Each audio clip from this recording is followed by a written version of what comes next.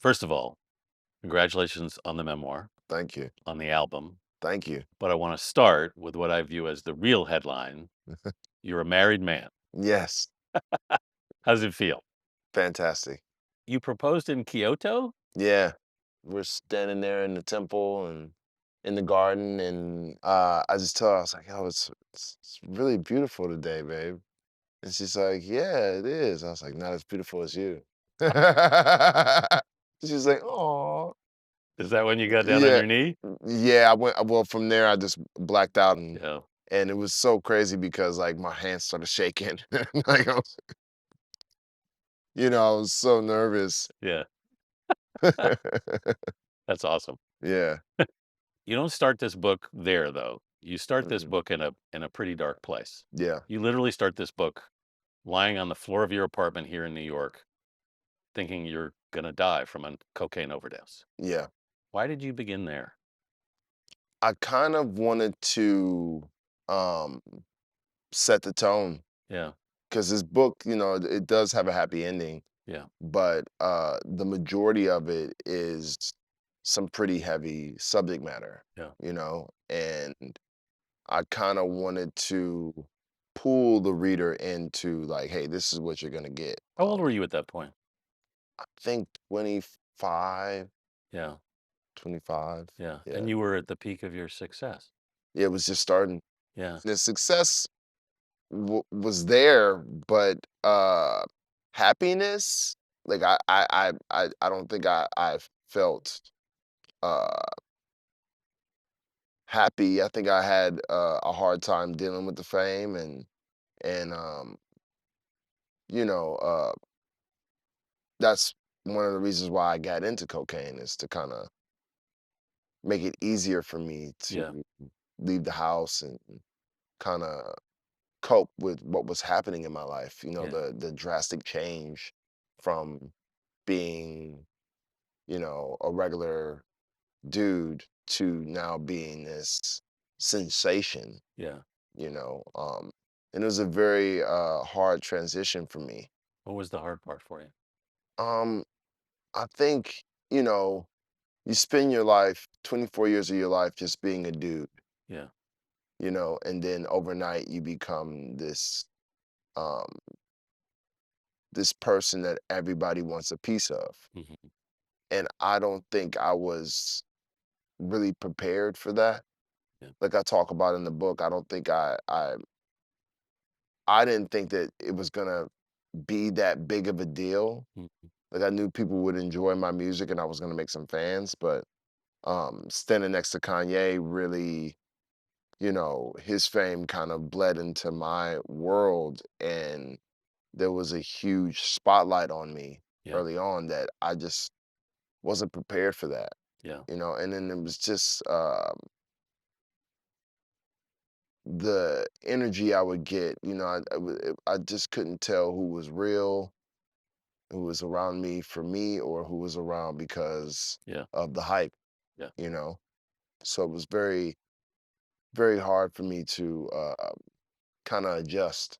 You Yeah. know, One of the things that strikes me in reading the book, you knew pretty early on what you wanted, it seems. yeah,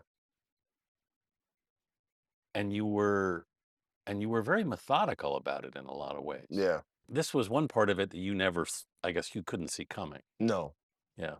the fame part of it. You know, I had really simple goals. I just wanted to have success so I could take care of my family. Right. You know, um, it was that simple. Hmm. I it wasn't like I was thinking about, you know, the material things, or, stuff like that. Of course, I wanted a nice house, a better house, and Hmm.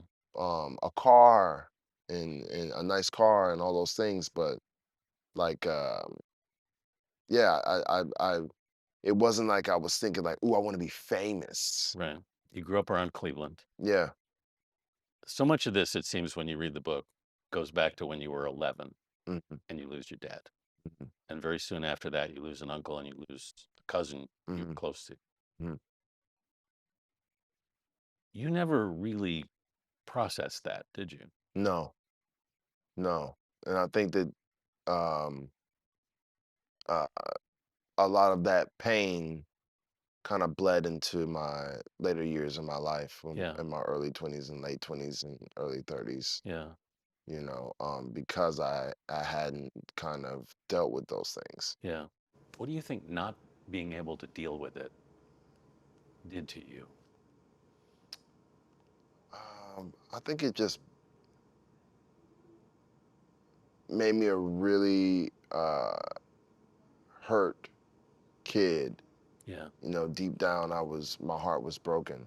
yeah, You know, and I used to do things to kind of, you know, distract the world from my pain, like be silly, yeah, you know. Um, and that's kind of why in school I became like this class clown, yeah, because it's like, you know, the more hurt I was, the more I leaned into the comedy, and whether it was making my house a little bit more fun to be in, or yeah, goofing around in school. yeah, Um, but truthfully, it was something I kind of like tucked deep down and tried to like imagine didn't happen. yeah, It was almost like, I was in denial, yeah, you know, um, and it was like that for a long time, yeah, until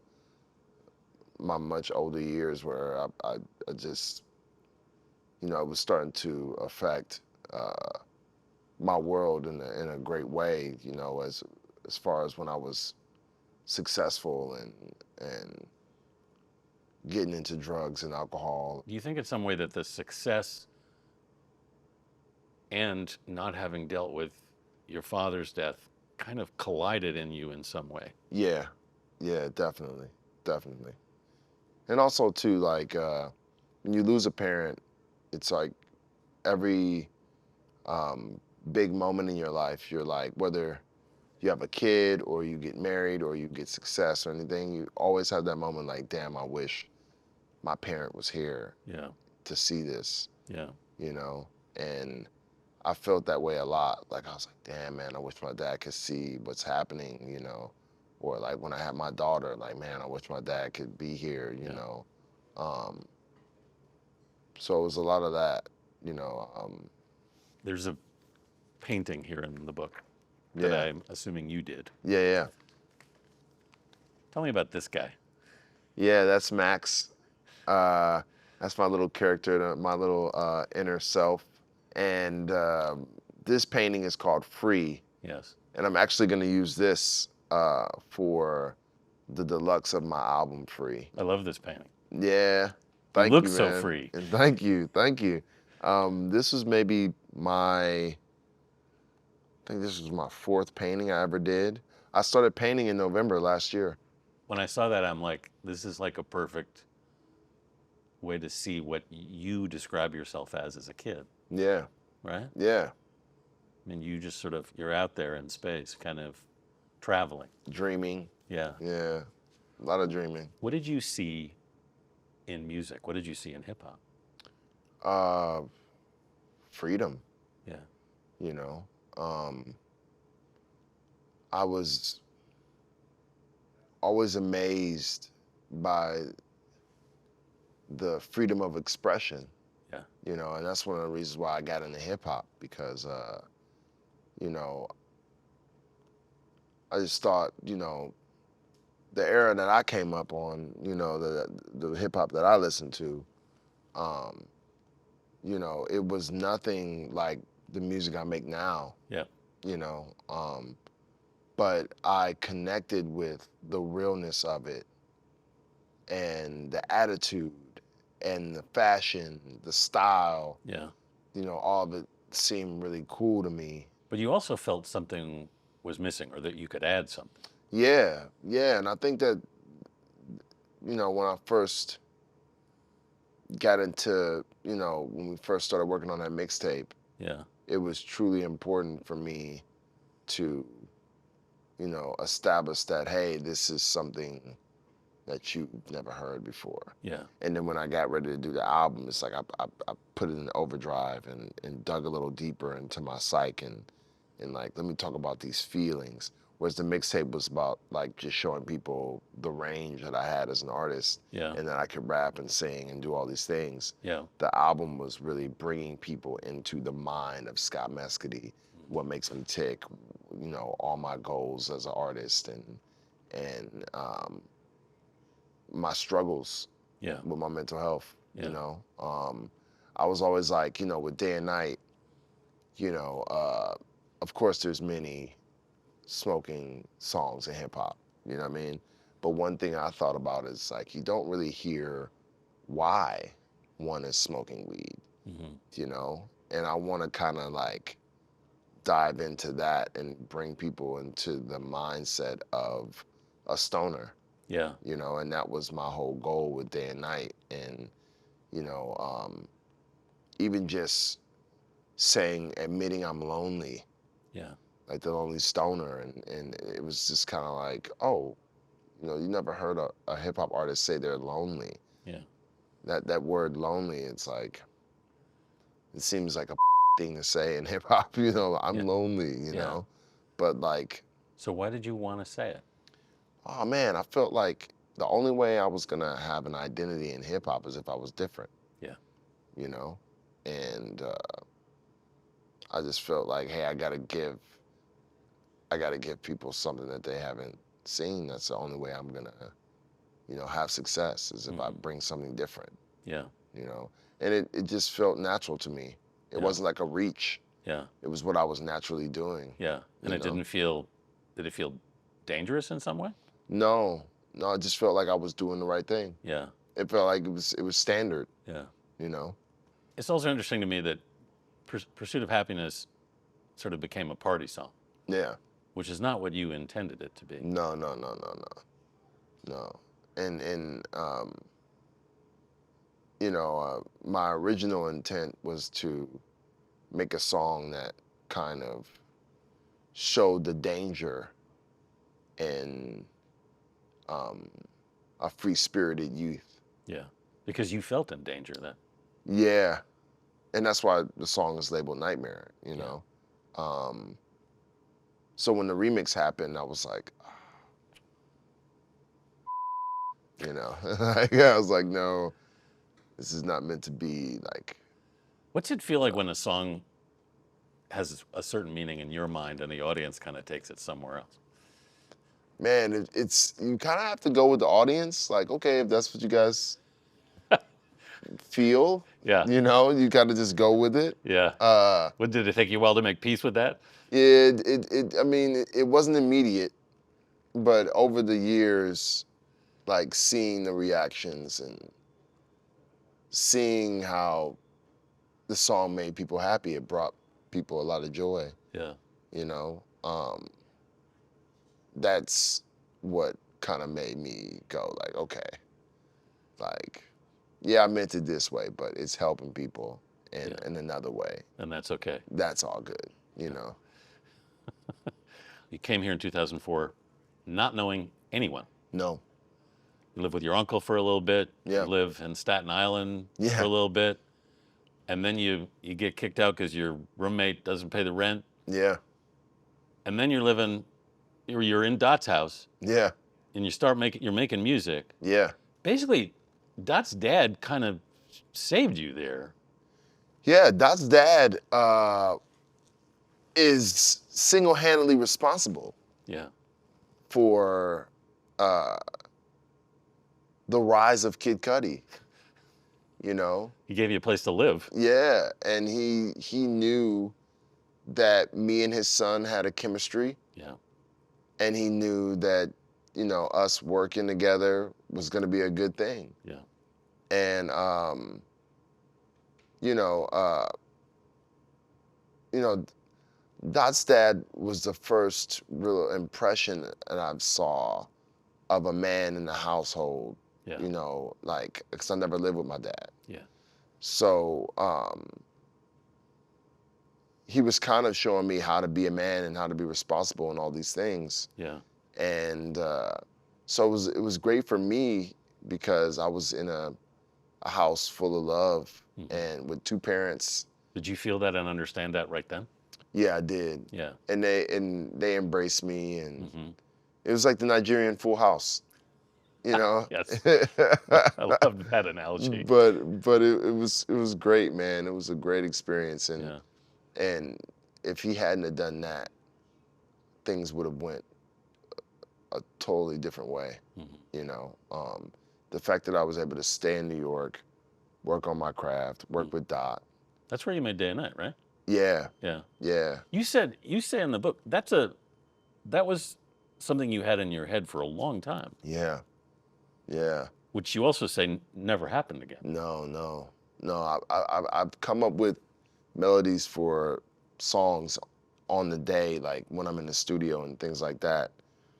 But I've never had a melody stick in my head Hmm. for months. Right. You know what I mean? It's the Yeah. only time that's happened. And I imagine that was the angels. That was from some other realm, you know. It was a gift. Yeah. I don't think I can ever take credit for any of the ideas I get. They come from some other place. Do they? Yeah, you know. Do you have to open yourself up to that place? What do you? Yeah, I mean, it just kind of it comes to me, you know. But it's not like I think about it. Yeah. They just come Do you sit down like to write? What do you do? Is it like an appointment thing? What is it? yeah. I mean, when I'm working on a record, it can come a million different ways. Yeah. It can come with a sample Sure. that could lead the whole inspiration. Yeah. It could come with a melody that I come up with myself. Yeah. Come with a hook idea, um, a theme, a topic, you know. Yeah. But it really is, sitting there and mining internally like what I'm feeling and where I want to go sonically. And also like I have a freedom. Like I told you, music made me. It means freedom to me. Yes. I've always had this freedom with creating, endless possibilities, Yeah. and that's kind of like what I'm showcasing now with this new album. Yeah. The fact that it's pop and it's very different from anything I've ever done before, Yeah. but still feels like Cudi. Yeah. Why did you want to go that way? Man, I just was like, since Man on the Moon 3, I don't think I've been pushing myself. I've been playing it safe, Mm-hmm. because I've been like trying to give the listener what I think they want. Mm-hmm. Whereas before, all my other albums were like, what do I want? Yeah. And so with this album, I was like, you know what? I'm gonna do what I think is cool, just like I did on those other albums. I'm gonna try this out and I'm gonna push myself creatively and put myself in a spot that's challenging for me Yeah. and something that can help me grow as an artist. Yeah. Because making music is easy for me, man. Yeah. Like I can make an album in the next 2 weeks if I wanted to. Yeah. But like I needed to challenge myself. If I ever get to a place where it becomes unfulfilling Yeah. or boring, like I have to pivot. Is it And about making yourself uncomfortable in a certain way? yeah, definitely. Yeah. And pushing myself into places I didn't think I would even go. Yeah. Like I never thought I would make a pop album. Yeah. Not saying I don't like pop music, Yeah. because I was raised on Michael Jackson and Backstreet Boys. I love Backstreet Boys, Mm-hmm. love NSYNC. So I grew up listening to that type of music, but like I never imagined that I would tap into this world. And it's great because when you hear the album, like people have heard on these first couple singles, like it's still my way. It's Mm-hmm. like what I've done with hip hop, where I've kind of took it and just molded it into my Mm-hmm. my own little thing, and that's kind of like what I've done with this pop music. Mm-hmm. I've kind of taken it and molded it into like the Cudi version. So how does it feel to have made a pop album? Feels great. Yeah. and also the at the center of it, it is like um, that kind of like stamp of where I am in my life. Yes. So the joy, Yeah. like, you know, a lot of songs dedicated to my wife, Yeah. but also there's songs that are about, making it out of the darkness Yeah. and Grave certainly speaks to that. Yeah. exactly, Yeah. and finding the light. Yeah. And I thought that when I was figuring out the singles, you know, we decided we wanted to go with Neverland first, Yeah. just to set the tone. But we decided Grave would be a great second record because it establishes like, hey, this is more than just a love song album. Yeah. There's some really, deeper subject matter on this album. Well, the love story becomes more joyous when you realize what you've been through. Yeah, yeah, and it's kind of like, I wanted to show like, hey, this is why we're at this point, Yeah. and the line, I'll stop running to the grave, like that is a very powerful statement. Yeah. You know what I mean? Very powerful And image. yeah, and I think that was my life for a while. I was running to the grave, and I had a death wish, and I was so dark and suicidal and all these things, and so that song just means so much. You get past that initially because you get arrested.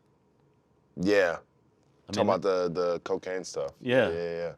because you end up getting arrested because you nearly beat down your girlfriend's door and the cops came, right? Yeah. And you had a vial of coke in your pocket, Yeah. but you got off fairly easy. Yeah. But it was a wake up call. Yeah. What did you see in that moment? Man, I felt like the angels were trying to tell me something Yeah. at that time. You went cold turkey. Yeah, yeah. And it was embarrassing, Yeah. you know. But one thing about me is that I didn't allow the public to make me feel bad Yeah. about my mistake. Yeah. You know what I mean? The reason why I was doing cocaine was so I could maintain, so I didn't blow my brains out. Yeah. So I really didn't give a what people thought. Yeah. You know what I mean? I was doing this so I could maintain. You're doing it to And survive in a way. yeah, to survive. And it was a moment, but my secret was everyone knew it now. Yeah. So, and then also, I think my daughter was like 3 months old at that time. Yeah. So it was like the wake up call of that reality and the fact that I, needed to be a good example for her and be around for her because I was definitely walking on the edge. Yeah. At that time. You do a really good job for a while of staying off the stuff. Yeah.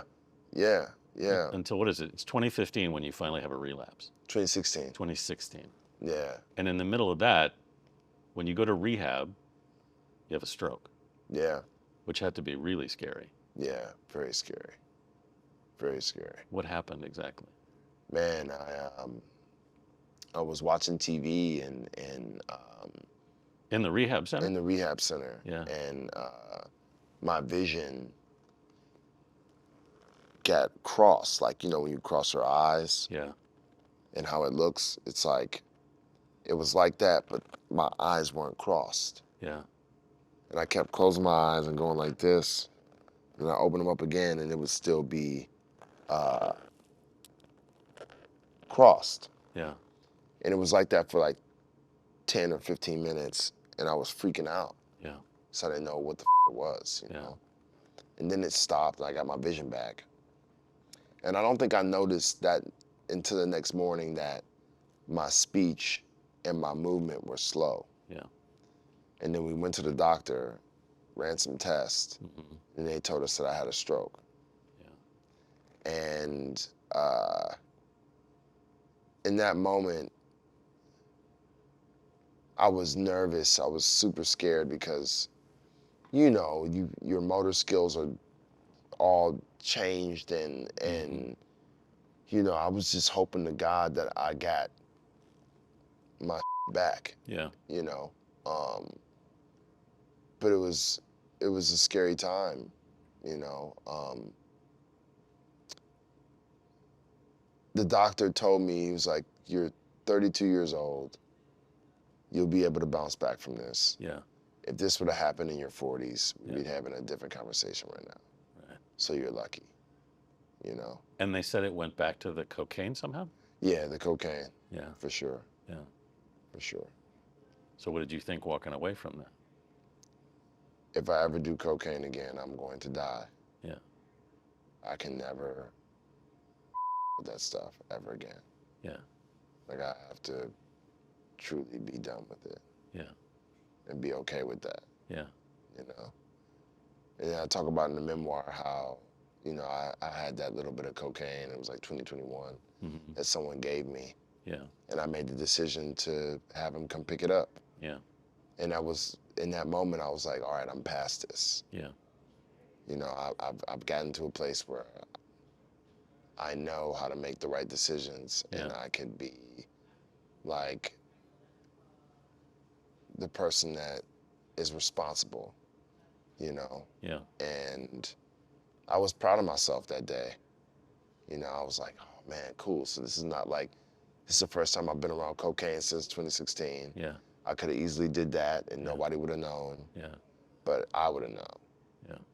I would have known that, you know. So like it was, you know, that moment, even though it was a small moment, it let me know that we were past that, Yeah. you It's know. not a small moment. That's a really big moment. Yeah. But it was a test that I needed. I want to talk about a couple of the collaborations you've had over the years because you've had some pretty prominent ones. You talked about Kanye, who you first worked with in Hawaii, right? Hmm. I love the way that you describe that collaboration in the beginning. I think you call it polar synchronicity. Yeah. I feel like the the moment with meeting up with Kanye early on in those early days, Yeah. it was this thing where I knew that things were starting to happen, Yeah. and um, you know, when I first started to record with him, Yeah. you know, I took it very seriously. You describe it in the book as a glorious counterbalance of maximalist ego and psychedelic wonder. Yeah. Even though me and Kanye are polar opposites, Yeah. like we seem to find a common thread between the two of us. You didn't feel pressure? I can't say I felt pressure because I was confident in my abilities. Yeah. You felt like you belonged there. Yeah. I never fanned out over Kanye. Yeah. And I was cooking up with him and we were on the same frequency. Yeah. I felt like I had arrived. You didn't stay on the same frequency. No. It's a sad thing, you know, Sad in what way? the freedom that we experienced when we were creating, and Yeah. it just will never happen ever again, Yeah. you know, and that is the heartbreaking side of things. But hey, you know, I had a lot of things in my life break my heart, and I've been able to survive and move past it. Did he break your heart in some way? I think he has over and over multiple times. From your perspective, in what way? Just the code of a friendship. You said you doubted you'd ever be friends again. Yeah. You still feel that way? We've tried since then, you know, but we always have a falling out. He said some things that there's just no coming back from. The comments that he's had about Virgil Abloh, you know, are just some of the most evil, vile, disturbing up things I've heard. Every time he took a dig at Virgil, it just made me super angry. Yeah. Virgil was an angel to everyone. There's no coming back from that, man. Like, I'm done with you, you know? And it breaks my heart I bet. because I loved Kanye, you know? I really loved him. He was part of my life changing. And at some point, he was a really good friend. But the man that he has become, I just don't know that guy anymore. Yeah. I don't know him. I don't know that version of him. And it's really heartbreaking. Yeah. Um, you also, in the book, make a point. You write about this in the aftermath of your stroke. Drake comes at you on record, which what was that about? Well, I got at him and Kanye like I think like a month prior or a couple weeks prior Yeah. about them having writers. Yeah. And you know, I was in this place where I was like really in my head about just like the things I was dealing with at the time. And you know, I was just like seeing stuff online talking about like top 5 rappers, you Yeah. know. And I was just explaining like, you know, I know these guys think that they're the illest, but they have writers. And you know, I went online and I said like, you can't be top 5 if you have writers, and that applies to Drake, Kanye, whoever, Yeah. you know. And that set it off really. So I initiated it, but you know, Drake took offense to it and responded on record in the middle of my stint in rehab, and the world was not happy about it. Yeah. You know, there was a lot of backlash he received at that time. How did you feel about it? Oh man, I was like, oh, okay. You want to kick me when I'm down? Great.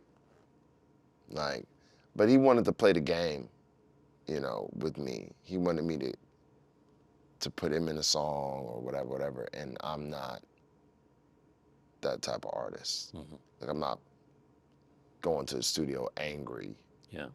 rapping about some other man and putting him in my art. Mm-hmm. That's not what we're gonna do here. Yeah. I'm gonna come to your doorstep and I'm gonna let you know that I'm gonna see you.